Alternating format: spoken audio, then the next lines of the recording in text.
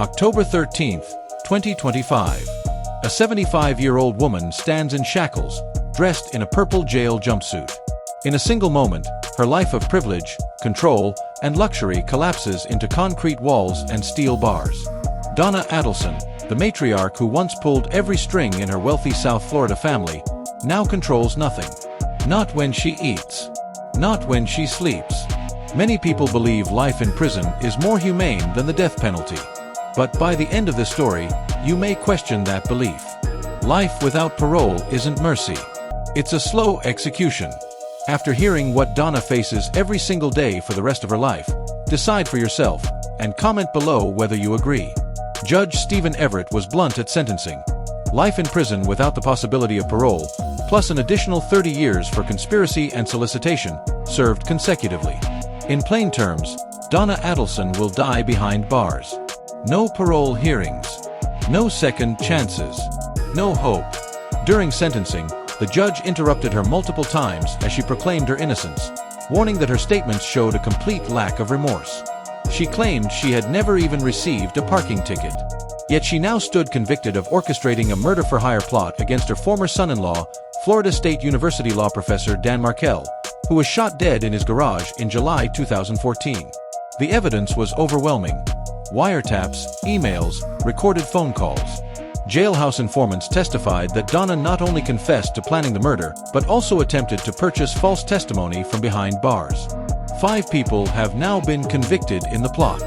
Her son Charlie is serving life in a South Dakota prison. The hitman Sigfredo Garcia is serving life.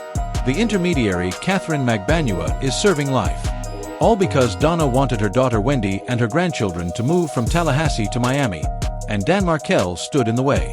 But this is where the story grows darker. What Donna is experiencing now may be worse than the death penalty. Less than 12 hours after sentencing, at 5:48 a.m. on October 14, 2025, Donna was transferred into the custody of the Florida Department of Corrections. No more private attorney visits on demand. No more unrestricted phone calls to her husband, Harvey. No more control. She was first taken to the Florida Women's Reception Center in Ocala for intake processing. This is where reality truly hits. Strip searches, delousing, fingerprinting, mugshots, and the assignment of a Department of Corrections number that replaces your name. Donna Adelson ceased to exist.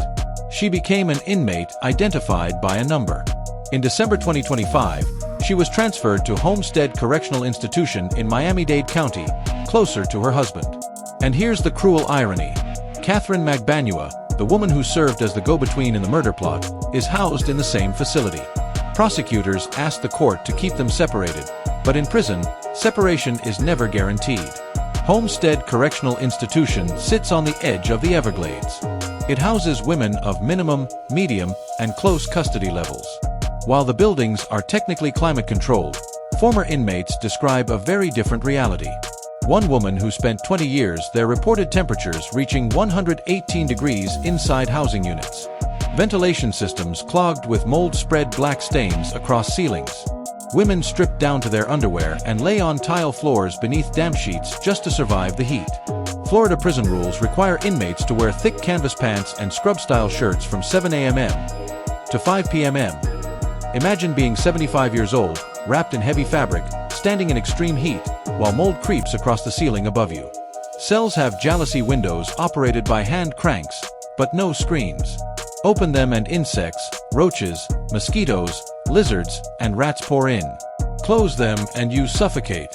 A 2024 lawsuit filed by the Florida Justice Institute alleged that extreme heat contributed to the deaths of 4 inmates at a neighboring facility. Heat indexes in Florida prisons can reach 150 degrees. Only about a quarter of housing units statewide have air conditioning. And the physical conditions are only the beginning. Before she was even convicted, Donna described life behind bars during a March 2025 pretrial hearing. Shaking and crying, she testified that she was moved through protective custody units and housed in an annex with 65 other women. She described being assaulted in the shower, feeling a hand run up her back, and being extorted while brushing her teeth. That was before conviction. Now she is there permanently, high-profile, elderly, and vulnerable. Aging in prison is its own punishment. Studies show incarceration accelerates aging by 10 to 15 years. A 75-year-old inmate often functions like someone in their late 80s or 90s. That's why prisons classify inmates as elderly at age 50. Donna now faces chronic conditions common among aging inmates: hypertension, diabetes, respiratory disease, arthritis, strokes, depression, and cognitive decline. Prison healthcare is overwhelmed and under-resourced. Elderly inmates stand in long lines for medical attention, sometimes for hours, despite pain or limited mobility. Facilities were never designed to function as nursing homes or hospices. But what makes Donna's sentence uniquely torturous is psychological. A jailhouse informant revealed in a November 2025 interview that Donna is consumed with worry about her husband Harvey's deteriorating mental and physical health. After more than 50 years of dependence, she fears he can no longer manage daily tasks alone. She believes her daughter Wendy holds her responsible for the family's destruction. Her son is imprisoned. Her grandchildren will grow up knowing their grandmother orchestrated their father's murder. Every morning, Donna wakes up knowing she destroyed her own family, permanently.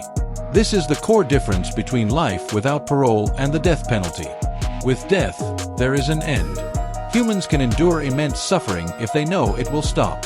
Life without parole offers no endpoint, no countdown, no release. Just decades of identical days until the body fails. Donna has appealed. Every motion has been denied. The evidence was too strong. Wiretaps, financial records, testimony, and her attempted escape to Vietnam on a one-way ticket in 2023 to a country without a U.S. extradition treaty. Her appeals are almost certainly doomed. Her daily routine is fixed forever. Wake up at dawn. Eat when told. Sit where assigned. Shower only during permitted hours. Limited phone calls. Limited visitation. No privacy. No autonomy. Every decision made for her. Visitation happens only on approved days, in crowded rooms, under surveillance. Her husband must schedule visits in advance, submit to searches, and then leave alone after a few hours. And then there is the monotony. Days bleed into weeks. Weeks into years. No milestones. No future. Inmates describe it as a psychological death that precedes the physical one, becoming institutionalized, hollowed out, invisible.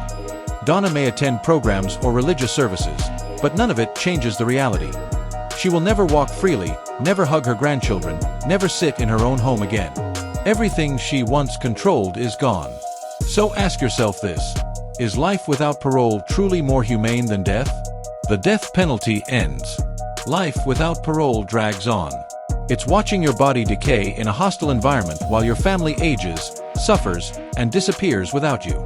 It's being alive long after purpose is gone. Donna Adelson orchestrated a murder. She deserves punishment. But is decades of heat, fear, humiliation, illness, and isolation more just, or simply cruel in a different form? Comment below. Is what Donna faces every day worse than the death penalty? Because life without parole isn't mercy. It's an endless sentence with no horizon, just concrete, steel, and time.